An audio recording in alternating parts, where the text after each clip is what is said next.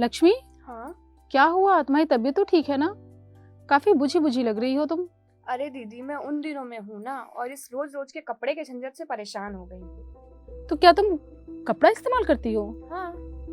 कोई भी कपड़ा? हम्म। लक्ष्मी, तुम क्या कर रही हो?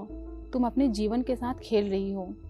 देखो, गंदा कपड़ा इस्तेमाल करने से तुम बीमार पड़ सकती हो, तुम्हें संक्रमण हो सकता है, और अगर संक्रमण ज्यादा हो गया ना तो तुम बीमार भी पड़ सकती हो। अरे दीदी, फिर क्या करूँ?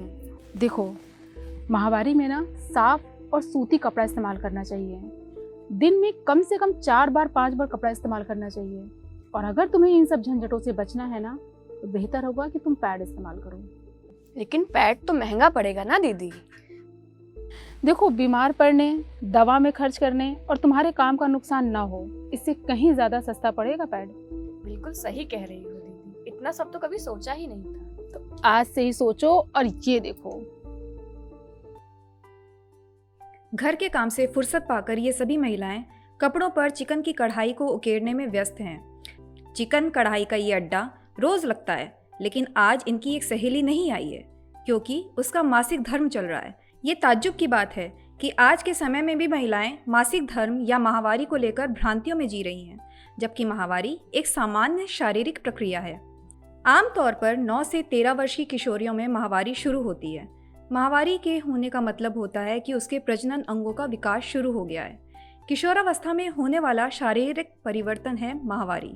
समझे आप, ये बिल्कुल प्राकृतिक चीज़ है जिससे घबराने और शर्माने की नहीं बल्कि जागरूक होने की ज़रूरत होती है।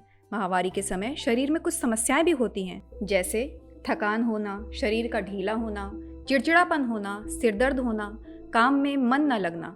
कुछ किशोरियों में कब्ज की भी शिकायत होती है। इन समस्याओं से परेशान होने की ज़रूरत नहीं है। माहवारी किशोरावस्था में होने वाली एक प्राकृतिक प्रक्रिया है जिसमें दर्द, थकान इत्यादि होना आम बात है।